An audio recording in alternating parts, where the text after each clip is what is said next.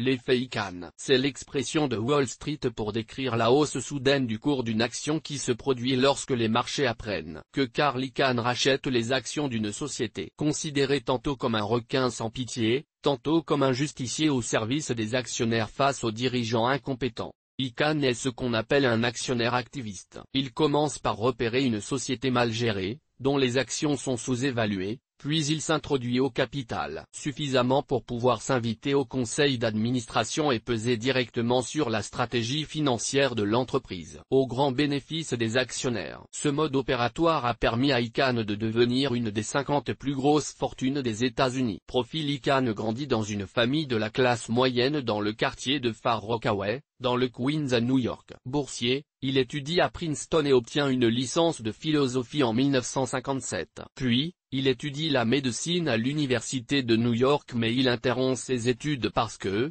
de son propre aveu, il n'aimait pas les cadavres. Il débute en finance en 1961 comme courtier à la Dreyfus et Co. à New York.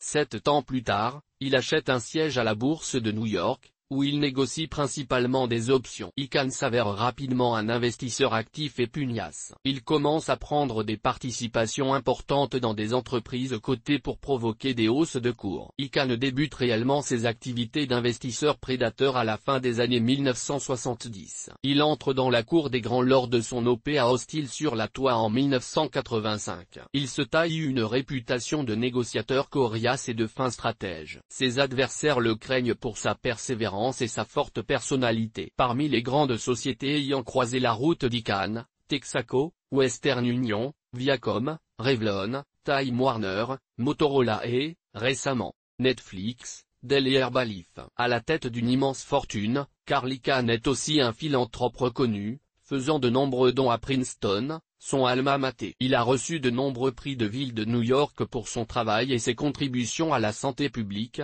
à la recherche médicale et aux associations caritatives de la ville. Il reste malgré tout un investisseur activiste. Interviewé par Time Magazine en février 2007 à l'occasion de ses 71 ans, sur la question de sa retraite il répond, « Eh bien, quelques PDG m'ont proposé d'organiser une fête pour ma retraite. Mais je suis un gars du Queens, j'ai l'esprit de compétition. Je ne me vois pas passer le restant de mes jours en Floride à jouer au golf. » Plusieurs sources avancent que Icahn aurait recruté une vingtaine d'associés pour l'aider à trouver les cibles de ses prochains raids. Il est donc probable qu'il reste un investisseur actif pendant encore quelque temps. Son style d'investissement. Le célèbre investisseur Wilbur Ross, ami de longue date d'Icahn et adversaire régulier, le définit comme « la personne avec l'esprit de compétition le plus développé que je connaisse. Il est particulièrement doué pour terroriser les gens et faire tomber leur défense. » La stratégie d'Icahn consiste à repérer une entreprise qu'il juge mal dirigée et dont le cours de l'action est nettement sous-évalué. Il excelle dans les marchés baissiers. Quand tout le monde vend, il achète, et il construit peu à peu des positions assez grandes pour rejoindre le conseil d'administration de l'entreprise sur laquelle il a jeté son dévolu. Généralement, sa première requête est de débarquer le directeur général et de démanteler l'entreprise pour les revendre au détail au plus offrant. Sa réputation et son historique de succès sont tels qu'il suffit que l'on apprenne qu'Icahn est à la manœuvre pour que le cours du titre de l'entreprise s'envole. C'est ce qui s'est passé cette semaine avec Apple. On apprend via son compte Twitter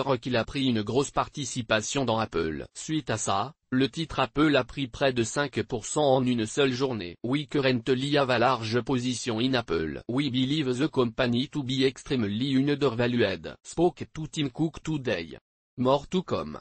Carl Icahn @CarlsIcahn, Auguste 13, 2013. Illustration de la méthode Icahn. En 2006, il fait pression sur la direction de Time Warner pour remplacer son CEO et démanteler la société. En vain.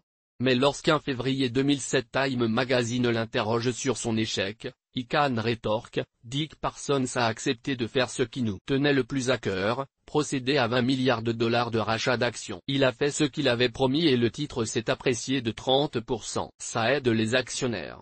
Notre hedge fund a empoché 250 millions de dollars. Assez agréable comme façon de perdre. Carl Icahn dans le texte. Je gagne de l'argent. Rien de mal à ça.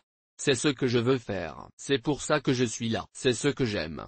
Les directeurs sont payés pour faire un travail médiocre. Si le système n'était pas si mal conçu, les gars comme moi ne se feraient pas autant d'argent. Quand les investisseurs, y compris les pros, sont tous d'accord, ils ont généralement tort. Je dois veiller à l'intérêt des actionnaires, et c'est moi le plus gros actionnaire. Laurent Curot.